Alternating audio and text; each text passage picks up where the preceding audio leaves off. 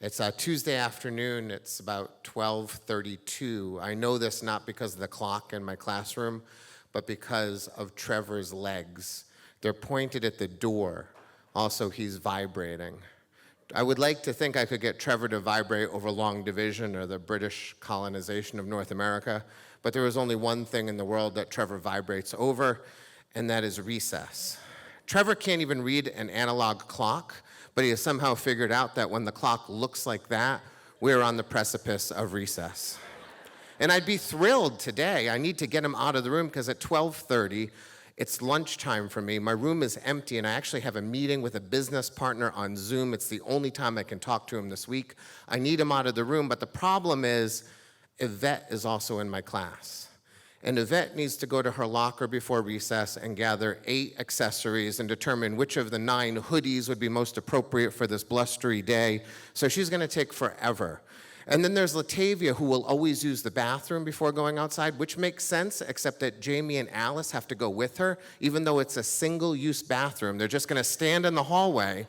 But if I tell them to go outside and wait for her, they're gonna say they have to pee.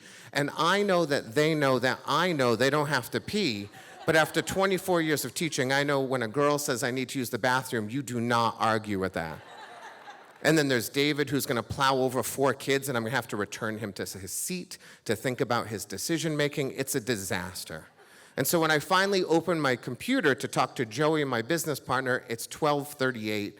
I'm 8 minutes late. Joey's used to this.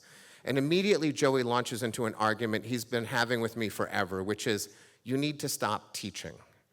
Usually the argument is financial. He says, we can be making a lot more money doing this than that stuff you're doing in the classroom. And he's right. Like, my financial people say, you lose money every time you go to the class. My kindergarten teaching wife thinks I should probably hang it up. When he doesn't use that argument, he uses my kids against me. He says, you have a 13-year-old and a 10-year-old, and in a little while, they're gonna be college children, and you're gonna need a pile of money, or they're gonna be in debt for the rest of their lives, or you are gonna be in debt for the rest of your life. And he's not wrong there either. He also argues that I've done this for 24 years. I've done my civic duty. I need to think about myself instead of these kids for once. And all of these things are true, but today Joey has a different argument. It is one I have not heard before, and it gives me pause. Joey says, you need to stop teaching because it's dangerous, because it's 3 days after Uvalde.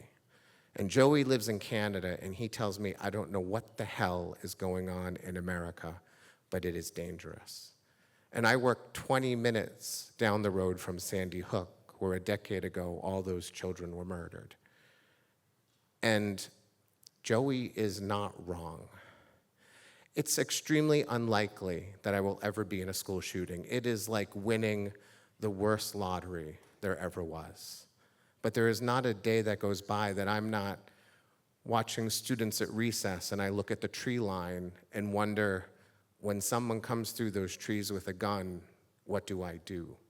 Or if I'm in the cafeteria with 100 kids and I look at the windows and think, when someone breaks that window and comes in to kill us, what am I supposed to do? It is a thought that goes through my mind constantly.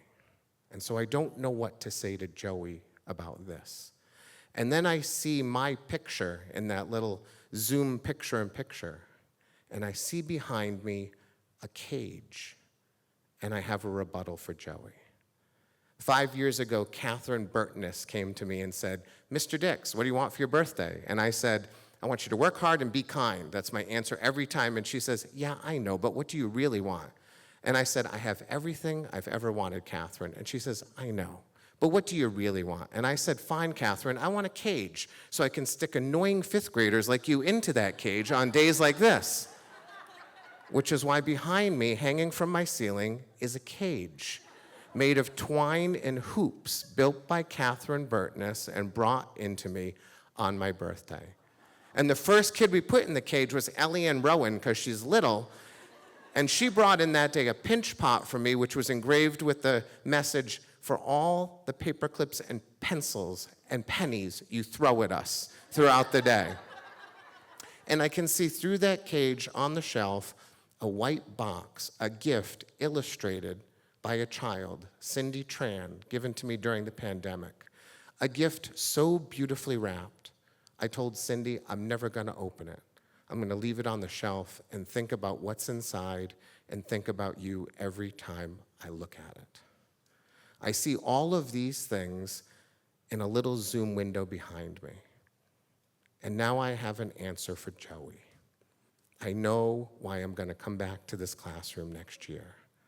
It's because I get to know Catherine, and I get to know Cindy, and I get to know Eliane. And remarkably, I get to know Trevor.